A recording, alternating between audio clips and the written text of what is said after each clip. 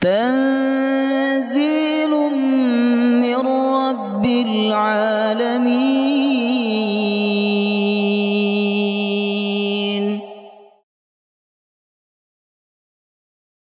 يا أيها الذين آمنوا إذا قيل لكم تفسحوا في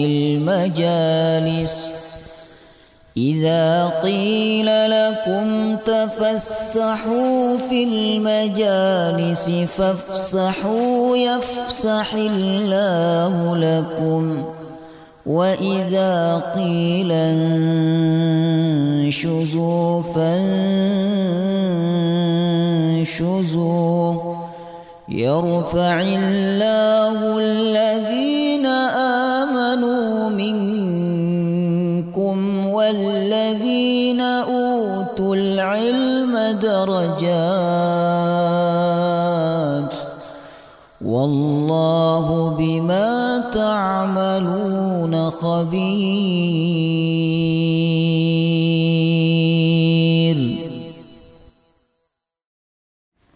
السلام عليكم ورحمة الله وبركاته. بسم الله الرحمن الرحيم. الحمد لله رب العالمين، نحمده ونستعينه ونستغفره ونعوذ بالله من شرور أنفسنا ومن سيئات أعمالنا. من يهده الله فلا مضل له ومن يضلل فلا هادي له. أشهد أن لا إله إلا الله وحده لا شريك له وأشهد أن محمدا عبده ورسوله لا نبي ولا رسول بعده. اللهم صل وسلم على نبينا محمد وعلى آله وصحبه أجمعين. اللهم علمنا ما ينفعنا وانفعنا بما علمتنا وزدنا علما وعملا وجعلنا من الصالحين. آمين يا رب العالمين. Alhamdulillah, segala puji bagi Allah yang menumbuhkan kecintaan di dalam hati kita kepada kebaikan dan kebencian kepada kemaksiatan. Alhamdulillah, segala puji bagi Allah yang membimbing kita semua datang ke tempat ini untuk menuntut ilmu agama. Tidak semua orang beriman dan tidak semua manusia dibimbing oleh Allah untuk menuntut ilmu agama. Apabila kita dibimbing oleh Allah untuk menuntut ilmu agama, itu tanda bahwa Allah menginginkan kita untuk mendapatkan kebaikan-kebaikan. Sebagaimana sabda Nabi, "May yuridillahu bihi khairan yufaqqihu fid din." Siapa yang dikehendaki oleh Allah untuk mendapatkan kebaikan, maka Allah akan pahamkan dia dalam urusan agama. Semoga Allah Subhanahu wa ta'ala senantiasa menumbuhkan dan menguatkan hati kita untuk cinta kepada ilmu dan amal. Amin ya rabbal alamin. Baik, kita lanjutkan kajian tafsir surah Al-Imran. Malam hari ini kita masuk ayat yang ke 59 ya. Surah Ali Imran ayat 59. Kita baca sampai ayat 63. A'udzu billahi minasy syaithanir rajim.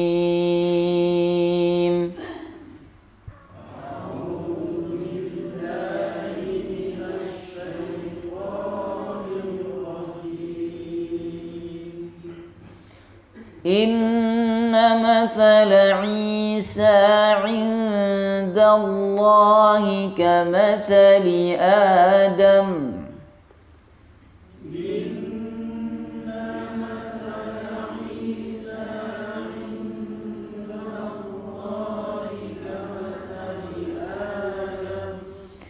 خلقه من تراب ثم قال له كن فيكون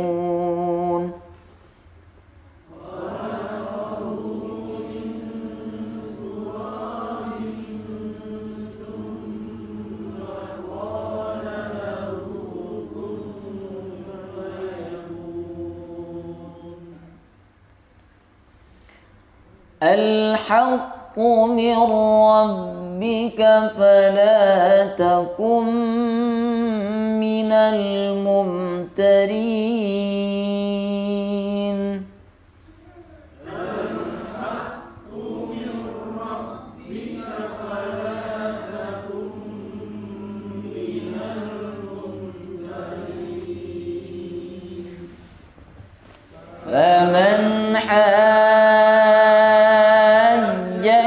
فيه من بعد ما جاءك من العلم فقل تعالوا ندع أبناءنا وأبناءكم ونساءنا ونساءكم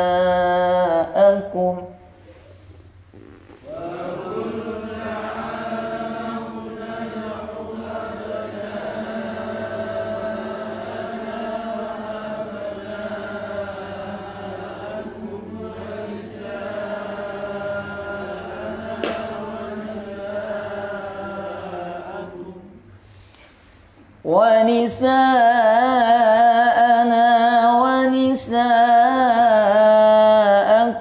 وأنفسنا وأنفسكم ثم نبتهل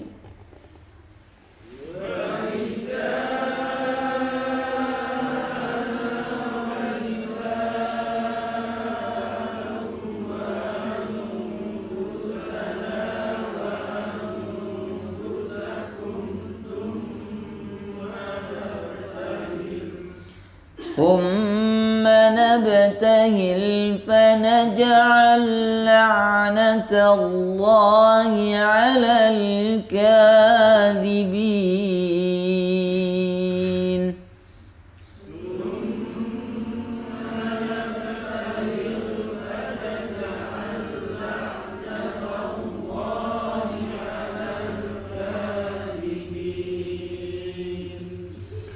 إن هذا لهو القصص الحق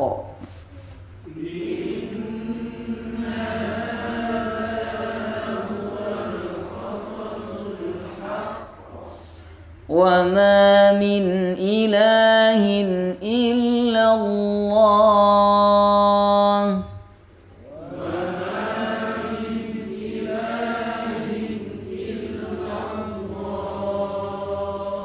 وإن الله لهو العزيز الحكيم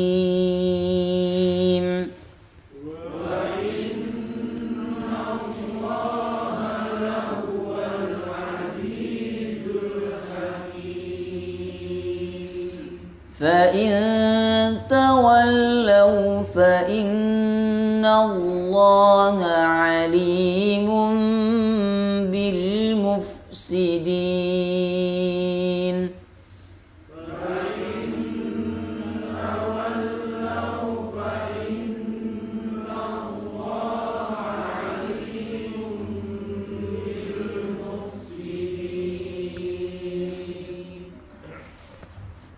Baik.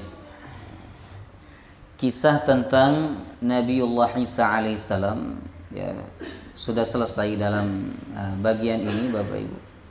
Ini tinggal bagaimana Allah Subhanahu wa taala menyadarkan pengikutnya agar tidak menjadikan Nabi Isa sebagai Tuhan atau anak Tuhan atau satu di antara yang tiga, Trinitas. Jemaah rahimakumullah. Ya. Maka Allah berfirman, "Inna mathala Isa indallahi kamathali Adam. Khalaqahu min turabin thumma qala lahu kun fayakun." Sesungguhnya perumpamaan Isa, maksudnya dalam hal penciptaan, indallah, di sisi Allah, kamathali Adam, seperti penciptaan Nabi Adam. Khalaqahu min turab, Allah menciptakan Adam dari tanah. Thumma, kemudian, qala lahu, Allah berkata kepada tanah itu, kun, jadilah. Fayakun, maka terjadi atau terbentuk manusia. Jamaah rahimakumullah. Ayat ini, Bapak Ibu, ada sebab turunnya. Ya, ada sebab turunnya, yaitu beberapa orang dari umat Nasrani, yang mana mereka berasal dari Najran, Nasrani Najran, ya, datang ke Madinah. Kemudian mereka bertemu dengan Nabi Sallallahu Alaihi Wasallam. Tujuannya hanya untuk satu, yaitu untuk berdialog, ya, berdialog tentang agama Islam dan juga berdialog tentang agama mereka, agama Nasrani. Ya. Setelah beberapa waktu berdialog dengan Nabi, kemudian Nabi berkata kepada mereka, aslimu, hendaklah kalian masuk Islam. Tetapi mereka mengatakan, aslamna, kami sudah Islam wahai Muhammad. Kata Nabi Muhammad, innakum lam tuslimu, sesungguhnya kalian belum Islam. Ya, fa aslimu, maka Islamlah kalian, kata Nabi. Kemudian mereka mengatakan, bala qad aslamna qablaka, kami sudah Islam sebelum kau Islam wahai Muhammad. Kemudian Nabi mengatakan, kadzabtum, ya, yamna'kum minal Islam idda'aukum lillahi waladan wa ibadatukum as-salib wa akalukum al-khanazir wa aklukum al-khanazir. Kata Nabi, sesungguhnya Islam kalian tidak sah. Sebab apa? Sebab kalian mengatakan Allah punya anak, yaitu kalian mengatakan Isa sebagai anak Allah. Yang kedua, karena kalian menyembah salib, menyembah patung salib. Kemudian yang ketiga, karena kalian masih makan daging babi. Jamaah rahimakumullah. Ya. Kemudian mereka bertanya kepada Nabi Muhammad SAW, faman abuhu ya Muhammad. Hai Muhammad, kalau kami tidak mengatakan Isa itu sebagai anak Allah, lalu siapa bapaknya? Bukankah Isa itu lahir tanpa seorang bapak? Ya. Kalau bukan Allah bapaknya, lalu siapa bapaknya, kata mereka. Kemudian Rasulullah SAW diam dan Allah turunkan ayat ini. Inna mathala Isa indallahi kamathali Adam. Sesungguhnya penciptaan Isa di sisi Allah sama seperti penciptaan Adam. Sama-sama diciptakan dengan kalimat apa? Kun. Dengan kalimat kun, hanya dua kata, dua huruf, kaf nun kun. Jamaah rahimakumullah. Nah, jadi apa maksud dari ayat ini? Hubungan dengan pertanyaan mereka tadi. Kata Allah, kalau memang Isa itu anak Allah, harusnya yang paling berhak menjadi anak Allah itu siapa? Adam, karena Adam diciptakan oleh Allah tanpa bapak plus tanpa ibu. Ya. Sedangkan Isa masih ada orang tuanya, yaitu ibunya. Karena bagaimanapun ibu ini bagian daripada orang tua. Jamaah rahimakumullah. Sehingga seakan-akan Allah mengatakan, kalian percaya Adam diciptakan dengan tanganku, dengan kalimatku, kata Allah, dan kalian tidak mengatakan Adam sebagai anakku, sebagai anak Allah. Ya. Lalu kenapa kalian mengatakan Isa, ya, sebagai anakku, kata Allah, sebagai anak Tuhan? Padahal penciptaan Adam ini lebih dahsyat daripada Isa. Adam diciptakan oleh Allah tanpa bapak dan tanpa ibu. Ya. Harusnya yang lebih berhak dikatakan sebagai anak Allah adalah Adam. Tapi mereka tidak mengatakan Adam sebagai anak Allah. Nah, itu maksud dari ayat inna mathala Isa indallahi kamathali Adam. Ya, makanya di dalam surah Maryam Allah membantah keyakinan umat Nasrani yang menganggap Isa sebagai anak Tuhan gara-gara tidak ada bapaknya. Jemaah rahimakumullah. Allah mengatakan ayat 35 surah Maryam, "Ma kana lillahi ayyattakhidha min waladin subhana." Tidak pantas bagi Allah untuk menjadikan sesuatu sebagai anaknya. Maksudnya Allah tidak mungkin punya anak. Subhana, maha suci Allah. Ya. Ada kisah menarik Bapak Ibu. Yaitu kisah yang datang dari Hudzaifah ibnul Yaman ya. Jadi sahabat Hudzaifah ibnul Yaman datang kepada Rasulullah SAW, kepada sahabat Umar waktu sahabat Umar menjadi Amirul Mukminin ya. Pagi-pagi datang kepada sahabat Umar bin Khattab radhiyallahu anhu. Ditanya oleh sahabat Umar, "Kaifa asbahtum?" Bagaimana kabar engkau wahai Hudzaifah? Hudzaifah ini sahabat yang dijuluki sahibu sirri Rasulillah, pemegang rahasia Rasulullah. Karena nama-nama orang munafik dititipkan oleh Nabi kepada dia, jika ada seorang di antara mereka meninggal, jangan disolatin. Itu betul dijaga, jangan sampai bocor kan. Sebab kalau bocor bisa dipenggal oleh sahabat orang-orang munafik itu ya. Ditanya oleh sahabat Umar bin Khattab, "Wahai Hudzaifah, bagaimana kabarmu pagi hari ini?" Apa kata sahabat Hudzaifah? "Aku mencintai fitnah, aku membenci yang hak, kemudian aku punya apa yang tidak Allah punya." Nah, pernyataan ini membuat sahabat Umar marah, Bapak Ibu. Marah, akhirnya sahabat Hudzaifah disuruh keluar. Tak lama setelah itu datang sahabat Ali bin Abi Thalib radhiyallahu anhu. Ali bin Abi Thalib melihat sahabat Umar, wajahnya seperti orang yang sedang marah besar. Maka Ali bin Abi Thalib bertanya kepada sahabat Umar, "Wahai Amirul Mukminin, ada apa dengan kau kelihatan yang kau marah?" Kata sahabat Umar, "Yang bikin aku marah ini adalah Hudzaifah." Kenapa memangnya dia? Dia itu sahabat yang baik, bahkan dikenal sebagai sahibu sir Rasulillah. Ada apa dengan Hudzaifah? Bisa-bisanya dia membuat engkau marah. Kata sahabat Umar, "Masa dia tadi saya tanya bagaimana kabarnya, dia jawab dengan jawaban yang tidak pantas harusnya keluar dari lisannya seorang muslim. Memang bagaimana yang dia sampaikan?" Kata sahabat Ali bin Abi Thalib. Kata sahabat Umar, dia bilang dia menyukai fitnah. Kemudian dia bilang dia membenci yang hak. Kemudian dia bilang dia punya apa yang Allah tidak punya. Ali bin Abi Thalib tersenyum, Bapak Ibu. Sahabat ini sahabat yang cerdas ya. Nah, kata sahabat Ali, "Wahai Amirul Mukminin, betul apa yang diucapkan oleh Hudzaifah itu. Betul. Dia menyukai fitnah. Bukankah harta dan anak itu fitnah? Innama amwalukum wa auladukum fitnah." Siapa yang tidak suka harta? Dan siapa yang tidak suka anak? Ya kan? Umar mulai hilang marahnya. Kemudian yang kedua, dia membenci yang hak. Bukankah kematian itu hak? Siapa yang suka kepada kematian? Wahai Amirul Mukminin. Ya.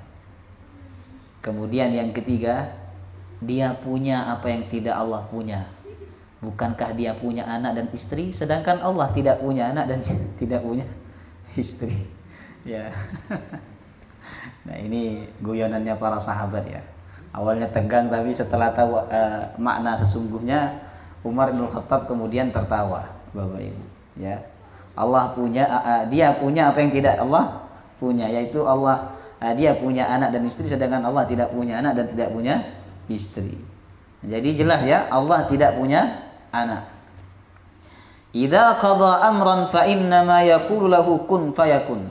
Apabila Allah berkehendak untuk melakukan sesuatu, maka cukuplah Allah mengucapkan kalimat kun, maka sesuatu itu akan terjadi. Jemaah rahimakumullah. Jadi mereka ini menuduh Isa sebagai anak Allah gara-gara Isa tidak punya bapak. Ya. Baik. Khalaqahu min turab. Allah menciptakan Adam dari tanah. Tsumma qala lahu kun fayakun. Kemudian Allah berkata kepada tanah itu kun fayakun. Jadilah, maka tanah itu pun menjadi manusia. Baik. Ayat ini menunjukkan Bapak Ibu bahwa penciptaan Isa tanpa bapak itu sebenarnya bukan untuk menunjukkan keistimewaannya Nabi Isa, bukan ya. Bukan untuk menunjukkan keagungan dan kelebihan Nabi Isa, bukan. Tapi dalam hal tersebut Allah ingin menunjukkan tentang kekuasaan dirinya. Ya, tentang kehebatan dan kemahabesaran dirinya, jemaahullah, bahwa dia bisa menciptakan manusia tanpa seorang bapak. Ya. Bahwa dia bisa menciptakan manusia dan bisa membuat seorang wanita itu hamil tanpa seorang suami. Ya. Nah, jadi arahnya lebih ke situ, bukan untuk menunjukkan keagungan. Tetapi orang-orang Nasrani menganggap itu kekhususan untuk Nabi Isa, sehingga mereka mengatakan Isa sebagai anak Tuhan. Ya. Baik. Kemudian apa persamaan dan perbedaan penciptaan Adam dengan Nabi Isa alaihissalam? Ya. Persamaannya apa? Yang pertama, sama-sama diciptakan bukan berasal dari hubungan bapak dan ibu atau suami istri. Ya. Kemudian yang kedua, sama-sama diciptakan dengan kalimat kun, ya, sama. Kemudian yang ketiga, sama-sama ditiupkan ruh langsung oleh Allah. Ya. Ditiupkan ruh langsung oleh Allah tanpa melalui malaikat. Ya. Kemudian perbedaannya Bapak Ibu. Nah, perbedaannya kira-kira perbedaannya apa? Nabi Adam itu diciptakan oleh Allah tanpa proses kehamilan dan kelahiran. Sedangkan Nabi Isa diciptakan oleh Allah melalui proses kehamilan dan kelahiran. Nah, sehingga kalau dibilang tanggal lahir Nabi Isa itu tahun berapa, tanggal berapa, itu ada, cuman berbeda pendapat. Tapi kalau disebut tanggal lahir Nabi Adam nggak ada, karena Nabi Adam tidak pernah dilahirkan. Jadi kalau untuk Nabi Adam, misalnya beliau punya KTP, itu bukan tanggal lahir, tapi tanggal penciptaan, tanggal diciptakan. Ya. Kalau ada orang bilang ada tanggal kematian, ya harusnya yang lebih cocok itu tanggal kehidupan, bukan tanggal kelahiran. Kita ini hidup mulai kapan? Mulai di kandungan usia 4 bulan 10 hari. Ya, 4 bulan 10 hari kita sudah dikatakan manusia. Makanya siapa yang menggugurkan kandungan di usia itu, dia tidak hanya berdosa, tapi dia juga dianggap membunuh manusia. Jemaah rahimakumullah. Kalau dia menggugurkan kandungan di bawah usia 4 bulan 10 hari, dia hanya dianggap berdosa, tetapi dia tidak dianggap membunuh manusia. Jemaah rahimakumullah. Ya. Itu perbedaan antara penciptaan Nabiullah Adam dengan Nabiullah Isa alaihi wassalam, Bapak Ibu, ya. Kemudian ayat 60. Al-haqqu mir rabbika fala takum minal mumtarin. Al-haq, kebenaran, mir rabbika, dari Tuhanmu. Maksudnya kisah yang benar tentang penciptaan Adam dan kisah yang benar tentang penciptaan Nabiullah Isa itu yang datang dari Allah. Adapun yang datang dari Israiliyat, yang datang dari manusia, yang datang dari katanya itu tidak benar. Tidak benar. Yang benar itu yang datang dari Allah. Yang datang dari Allah, Isa diciptakan oleh Allah dengan kalimatnya, dan Allah tidak pernah mengangkat Isa sebagai anaknya. Isa tetap sebagai anaknya Maryam dan Rasul Allah Subhanahu wa taala. Jadi cerita yang benar, tidak ada kisah yang benar kecuali yang datang dari Allah Subhanahu wa taala, Bapak Ibu. Ya. Makanya kalau kita mendengar kisah orang-orang Nasrani ya, ketika mereka bercerita tentang Isa alaihissalam, ya kan, ketika disalib dan seterusnya, itu tidak ada yang benar. Tidak ada yang benar. Yang benar adalah yang datang dari Allah Subhanahu wa taala. Ya. Yang datang dari Allah apa?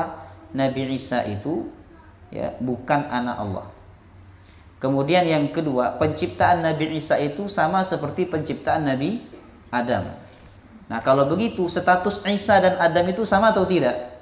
Sama, sama-sama manusia, kemudian sama-sama rasul, sama-sama bukan anak Allah Subhanahu wa taala. Kemudian yang ketiga, Nabi Isa itu diceritakan oleh Allah tidak disalib, tidak dibunuh. Tetapi yang dibunuh adalah orang yang diserupakan dengan Nabi Isa alaihissalam. Nah, itu cerita yang benar yang datang dari Allah. Nah, dari ayat ini kita dapat mengambil pelajaran bahwa kebenaran mutlak itu yang langsung datang dari Allah. Nah, datang dari Allah ini ada dua ya, melalui Al-Quran, kemudian yang kedua melalui hadis sahih yang disampaikan Nabi Sallallahu Alaihi Wasallam. Ya, maka itu tidak boleh diingkari. Adapun cerita yang datang dari manusia, kita boleh percaya, tapi boleh juga tidak percaya. Karena hak itu datangnya dari Allah, dan semua yang datang dari Allah itu hak ya. Fala takum minal mumtarin. Maka janganlah engkau wahai Muhammad minal mumtarin, termasuk orang yang meragukan. Ya. Sebagaimana Nasrani, mereka meragukan kisah tentang Nabi Isa di dalam Al-Qur'anul Karim. Ya, mereka tidak terima kalau Isa itu hanya dikatakan Rasul, tidak dikatakan sebagai anak Tuhan. Itulah yang membuat mereka nggak masuk Islam. Seandainya Nabi Muhammad mengatakan Isa itu sebagai anak Tuhan, maka mereka akan masuk Islam. Ya rahimakumullah. Ya. Maka kata Allah, jangan sampai karena engkau ingin membuat mereka beriman, lalu engkau ikut-ikutan ragu sebagaimana mereka. Nah, ini dalilnya bahwa kita tidak boleh ragu apalagi mengingkari kebenaran yang datangnya dari Allah Subhanahu wa taala, walaupun hanya sedikit.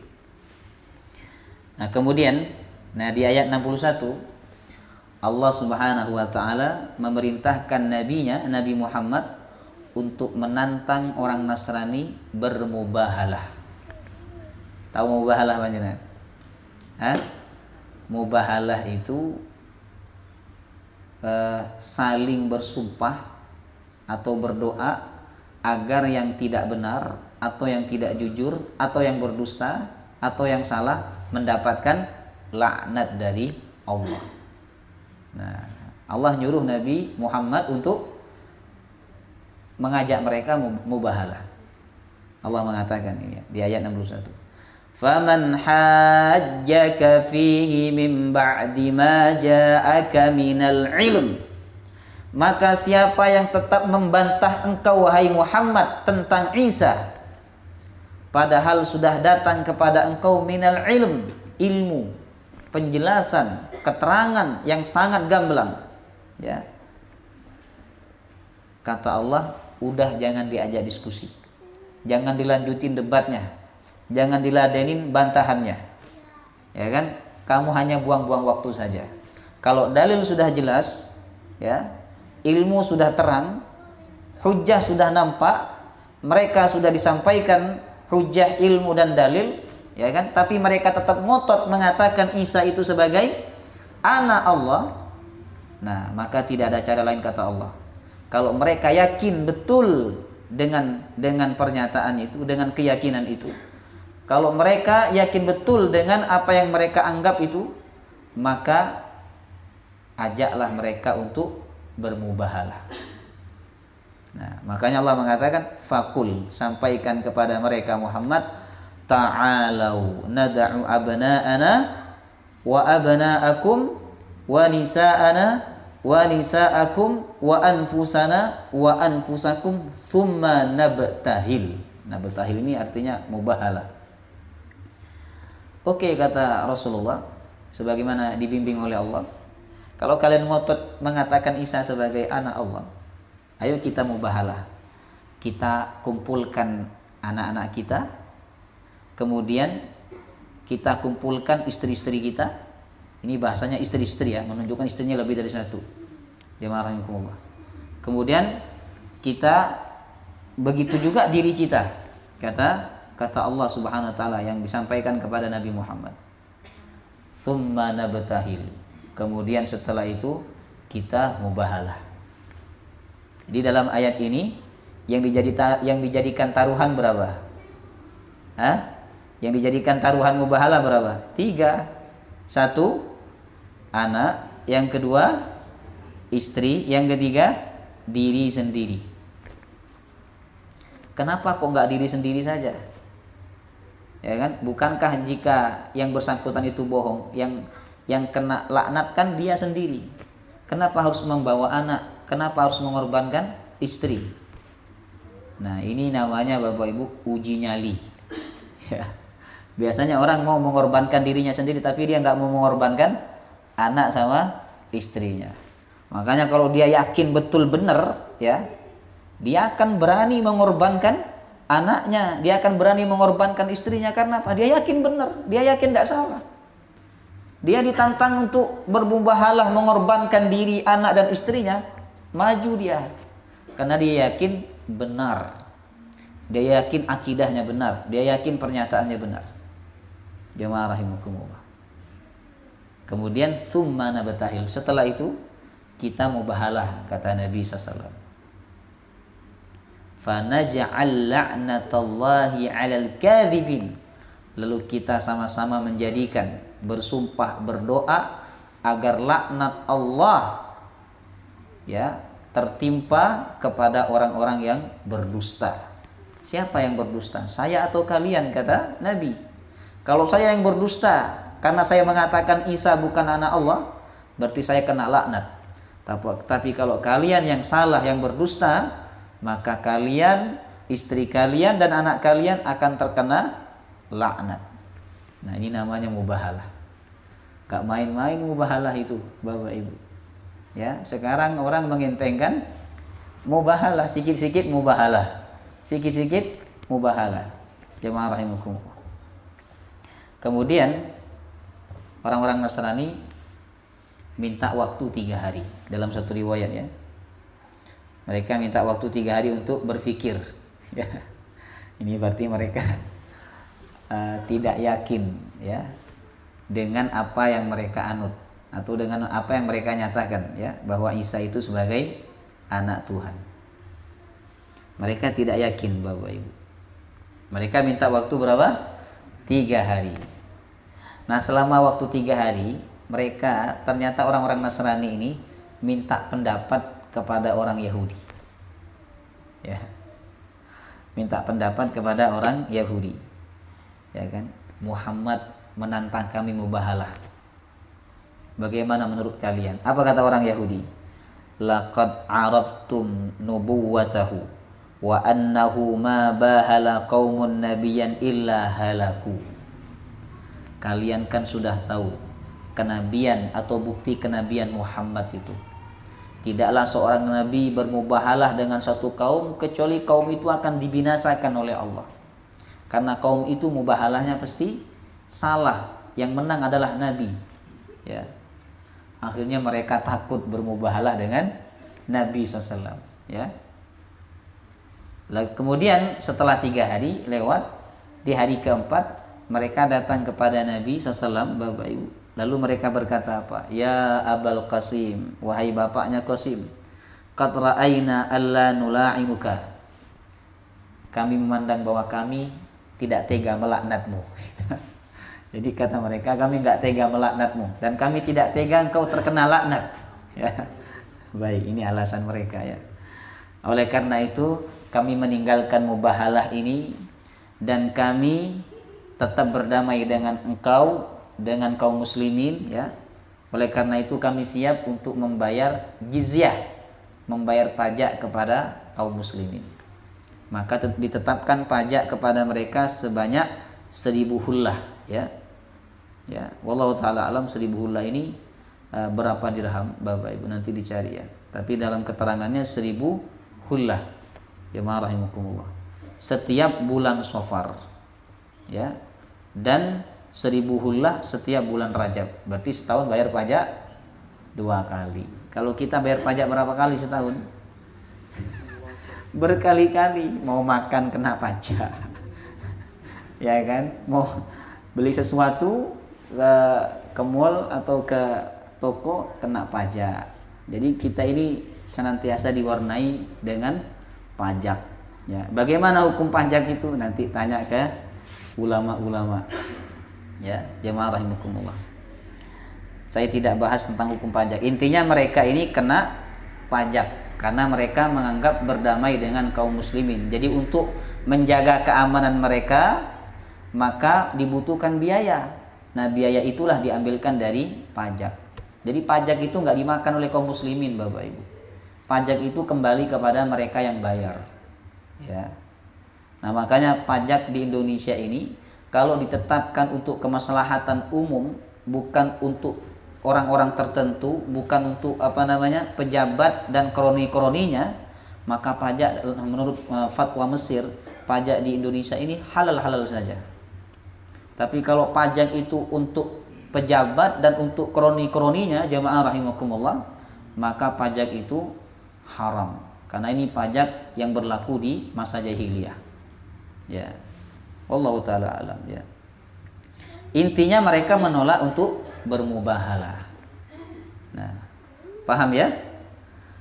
Jadi mubahalah itu adalah mengajak atau menantang seseorang untuk saling bersumpah agar terkena laknat bila salah satu di antara mereka berdusta. Ya. Tapi jangan bermudah-mudahan dalam bermubahalah, ya. Sikit-sikit mubahalah. Haruskah pakai Quran? Tidak. Mubahalah itu nggak harus pakai Quran. Kalau dalam Islam juga ada mubahalah, tapi bahasanya bukan mubahalah. Namanya li'an. Li'an itu suami istri saling bersumpah mendapatkan laknat jika berbohong. Pernah dengar nggak li'an? Kita kayaknya udah pernah belajar ya dulu di surah Al-Baqarah tentang talak, ya. Jadi ketika ada seorang suami menuduh istrinya berzina, tapi istrinya tidak berzina, ya kan? Jadi istrinya mengatakan saya nggak berzina, sedangkan suaminya menuduh berzina. Dalam Islam, Bapak Ibu, kalau suami menuduh istrinya berzina atau sebaliknya, maka mereka tidak perlu mendatangkan saksi. Mereka cukup bersumpah sebanyak 4 kali. Jemaah rahimakumullah, bersumpah. Lalu masing-masing mereka melaknat. Jika aku yang berbohong, maka aku yang kena laknat. Tapi jika kamu yang berbohong, kamu yang kena laknat. Jemaah rahimakumullah. Ya kan? Setelah itu hubungan mereka terpisah. Ya. Nah, ini namanya li'an, bukan mubahalah, ya.